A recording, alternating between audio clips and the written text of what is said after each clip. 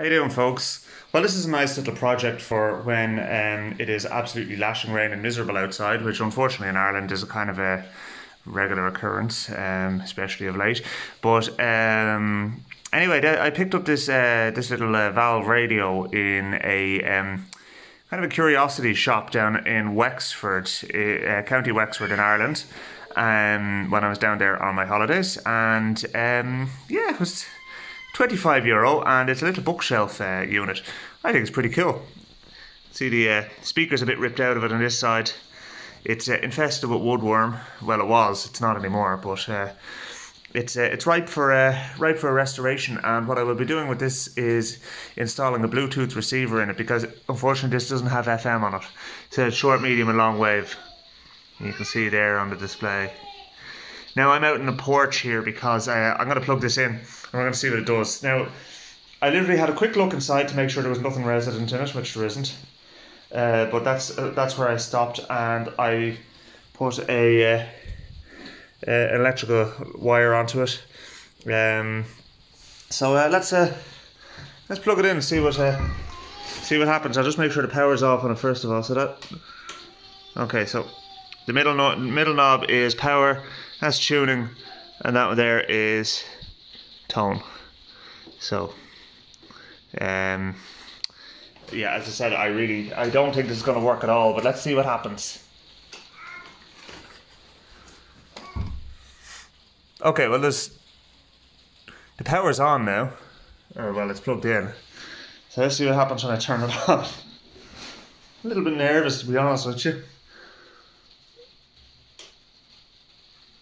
Okay.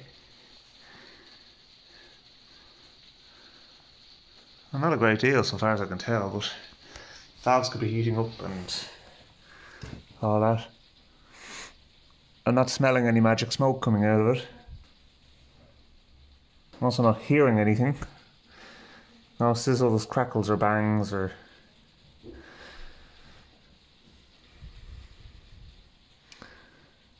And what I want to do is I want to leave it plugged in for a minute or two anyway.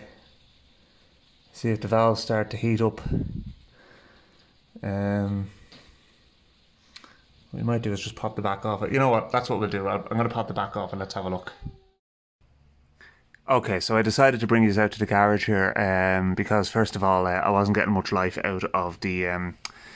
I don't think there was any power on the socket in the porch. I never use it, so anyway, we'll try that again. Now let's have a look and see. We're going to turn it on, and okay, so it's now on.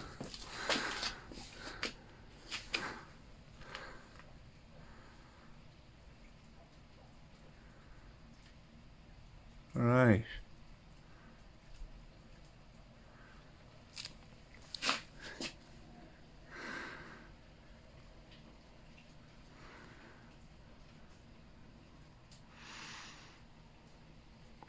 Maybe a bit of investigation required here as to what is happening or not happening, because it's safe to say at this point in time nothing is happening.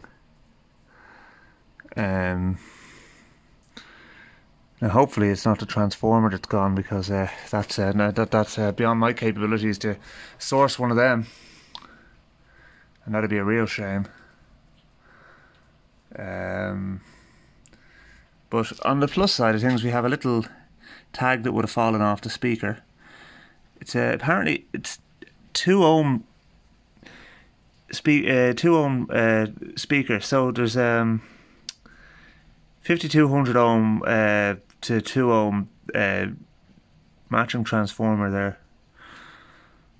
But no, that's dead to the world, unfortunately. So I suppose the next thing to do is we'll take the screws out of the bottom that are actually holding in that whole chassis, and we'll slip it out and we'll have a look and see if we can find out maybe there's a loose connection underneath there. If that's the case, then that'll be a handy little fix. So we'll do that. It'll only take a minute. Okay, so the whole chassis is removed now, and I've taken off the glass panel from the front. That's this here, and I really don't want to break that, because that would ruin my day altogether. So... oh, look at that, it even gives you the names of the valves. Oh, isn't that lovely? see, there's actually the name of the manufacturer as well too. Felgate Radio Limited, Hammersmith, London, England. Okay, so it's not an Irish model. I was wondering. Ireland actually made a lot of valve radios. We had both the Bush factories over here and PYE or Pi Radio. So they would have been common common finds. I actually have two Bush Ireland radios. So this would be an interesting addition now to the model. There you go. There's your quality control test, which is nice. We'll just push this over onto its back. One of the other things I just noticed actually there as well too is the little needle, the indicator pointer, whatever you want to call it, that goes along there was inside, which is brilliant. So that'll go along there in behind the glass, and there's a little pulley in behind there as well too, and the string is obviously broken that goes around the tuner. It's a variable capacitor. So that will obviously need to be replaced as well too. I mean, I know I said about putting Bluetooth on this, but I want to start by first getting it working on AM. Now there isn't much by way of AM radio here anymore. Look at that! God Almighty! It looks like somebody sneezed out a load of capacitors and just threw them at it or something. So there is a, let's see, so that's onto one of the, that's obviously the power regulating valve. I'm not an electronics engineer, by the way. I'm just trying to find something obvious, and hopefully I can fix it, and I'll try and find out things as I go along. A lot of the capacitors have their ratings written on them and that as well too. So, I mean, what I can do is I can solder them in, solder in new ones if necessary, if I can identify the ones that are damaged. Basically, what you'd be doing though in a circuit like this is replacing all the capacitors, because they'd all be dried out or outside of tolerance. Look at that. It's a shame to get rid of something like that though. It's a really nice old school piece of gear. What you could probably do is gut it and put the new capacitor inside the old casing, which would be a nice thing to try and do. So anyway, right, so that one there is our power switch and volume knob.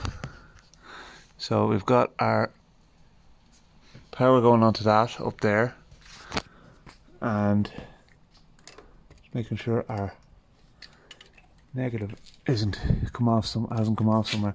There's a bulb up there as well too, so the bulb will obviously light up the inside of the panel, the glass. So that's nice too. It's nice little, it's nice to have that.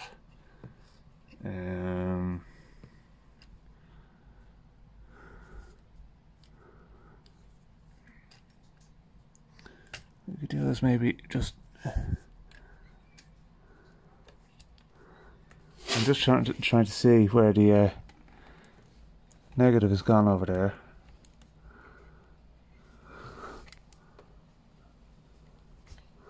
Okay, I'll try and identify things and I'll come back to you. It's kind of hard to do with the phone in one hand. Well, you have to start with the most basic things when it comes to these, right? So I'm getting power into the switch, right, which is on the back of the volume knob here. But I'm not getting power from it, so it should be coming out of that yellow wire, and even with the switch on, I'm not getting the bloody thing out of it. So what we're going to do is we're going to start with a bit of contact cleaner, and we're going to see if we can get a bit of life out of that. Maybe that's all it is. I mean, maybe it's just dirty contacts on the switch. Now, mind you, when you're dealing with 230 volts, usually dirty contacts aren't the main cause of the problem, you know, because you can kind of, you know, you're not talking about signal issues there. You're talking about mains power, and mains power will get through things that signals won't. But let's get the trusty can of deoxide out anyway and give it. I haven't got much left now, mind.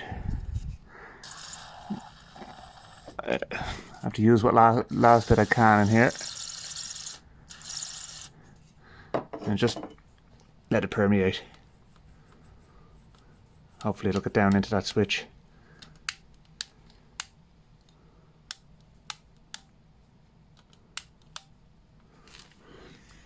thought I heard a crackle or something there. Oh yes. I think we might be in business, folks. Right, let's turn it the right way up and let's have a look. Okay, now let's see. Hey. That's looking a bit more promising now, isn't it? So we've got heaters on that that tube there, and that one there, and we're getting a little buzz now. That one's coming to life. Are we going to get anything out of the other two little lads?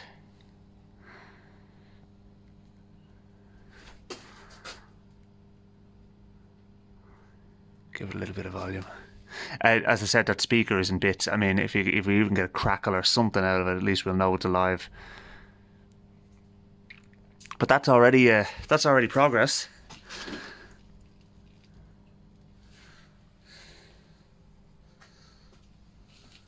I'm delighted with that now.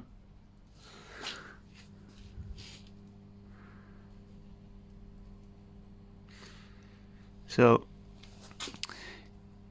yeah, I can see a bit of light in the bottom of that one there as well too. And it's very hard to tell. I think, yeah, no, there's definitely something going on in that one as well too. Right, so we have heaters in all of the tubes to a greater or lesser degree. I want to leave it a little bit longer, and then we'll have a little fiddle and see what we can come up with. I said I'd turn the lights off in the garage here just to have a proper look, because some of the heaters are actually quite hard to see in the valves. But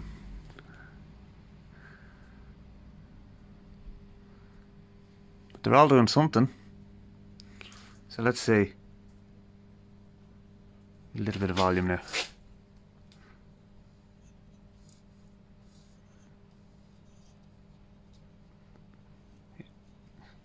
If we get anything resembling audio, I'll be a very surprised man. The selector is a bit wonky is the technical term.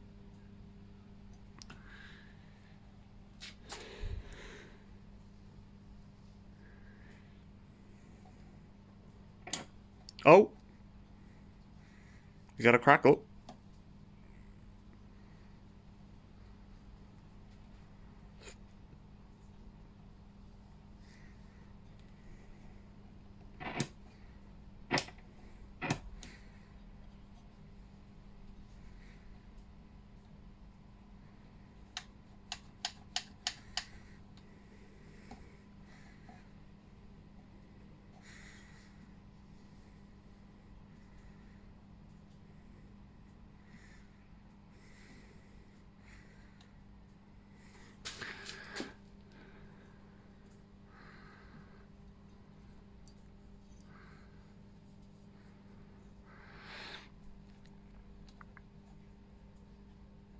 That knob down there is the one that the string would wrap around to operate this.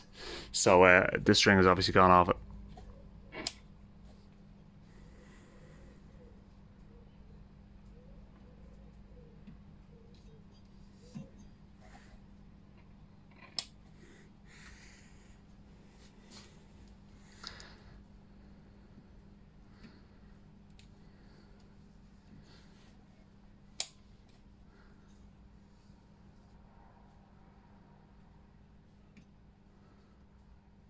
I would be expecting to hear something.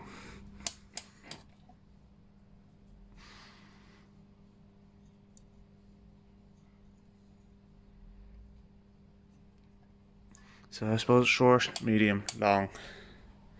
We'll go with that. This is really where we want to be looking now for our signal.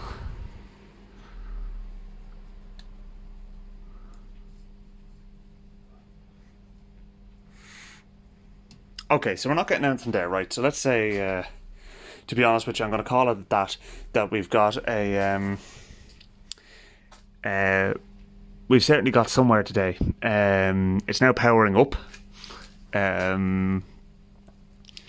Maybe we need to take the valves out and clean the sockets. Get busy with a bit of deoxit, and see how we go from there. But look, we'll leave it there anyway. So look, thanks for watching, folks, and we'll get back to this at a later stage. But I'm cautiously optimistic on this one. So thanks for watching, and I'll chat to you soon.